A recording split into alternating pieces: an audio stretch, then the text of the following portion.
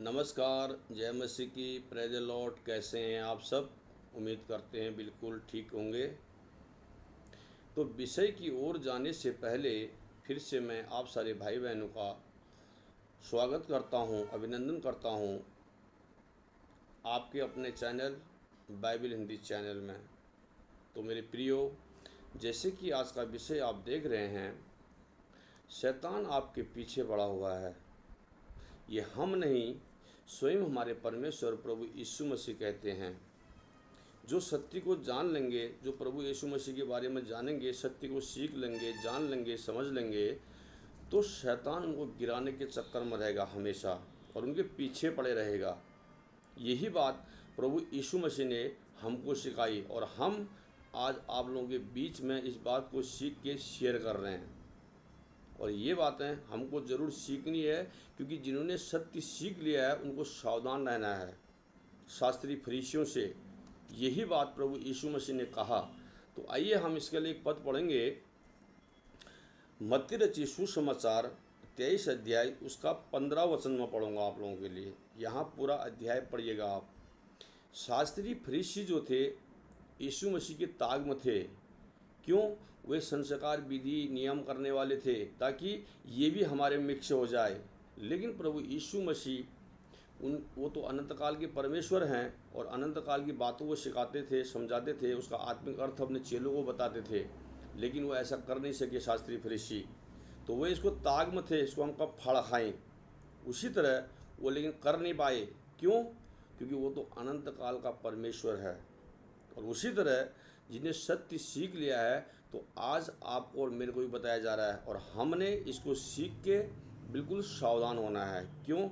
ये हम नहीं, प्रभु का वचन कहता है। तो यहाँ लिखा है 23 के 15 में, हे कपटी शास्त्री और फरीसियों, तुम पर हाय, तुम एक जन को अपने मत में लाने के लिए सारे जल में थल में फिरते हो। जब वह मत में आ जाता है तो उसे अपने से दुगना नरकिया बना देते हो। कौन बनाते हैं?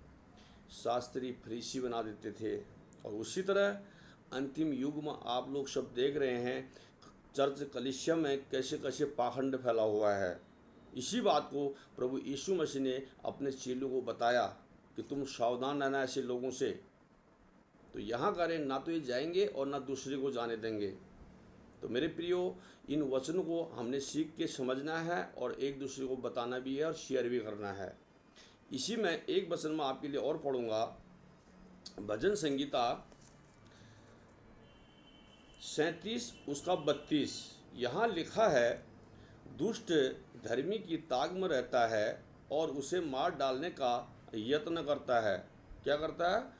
दुष्ट धर्मी की ताक में रहता है और उसे मार डालने का यत्न करता है। जैसे शास्त्री फरीसी और यीशु मसीह के पीछे पड़े हुए थे, उसी तरह अंतिम समय में भी होगा। और हम देख भी रहे हैं और हो भी रहा है हर जगह। लेकिन हमको सत्य सीख के इनसे सावधान रहना है।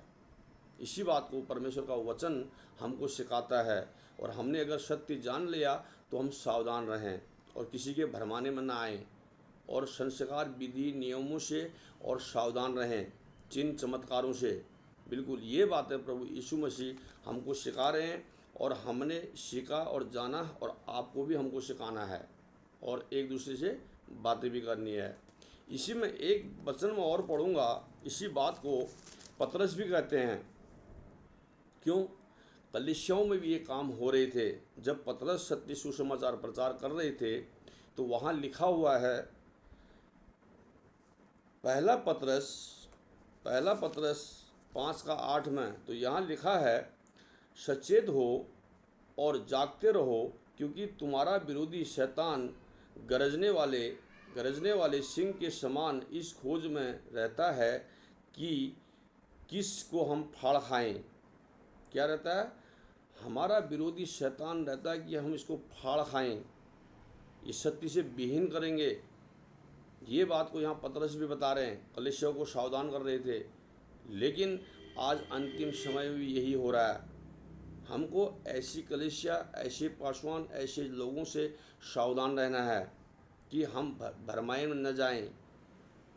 तो ये वचन हमको बताता है, जो हमने 3 पद पढ़े, इसको मिला के आप पढ़िएगा मत्ती 23 और भजन संहिता में अगर आप पढ़ेंगे तो 37 में वहाँ भी लिखा हुआ है।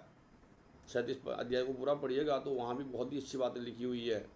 और पतरस, पहला पतरस 5 अध्याय, तो यहाँ भी यही बातें लिखी हुई है। ये बातें सीख कर हमको समझना है कि हम कैसे अपने आप को बचा के रख सकते हैं। मेरे प्रियो, इन वचनों के द्वारा परमेश्वर आपको और आपके घराने को आशीष करे। सबको जय मसीह की। अगले वीडियो में फिर मिलूँगा। God bless you.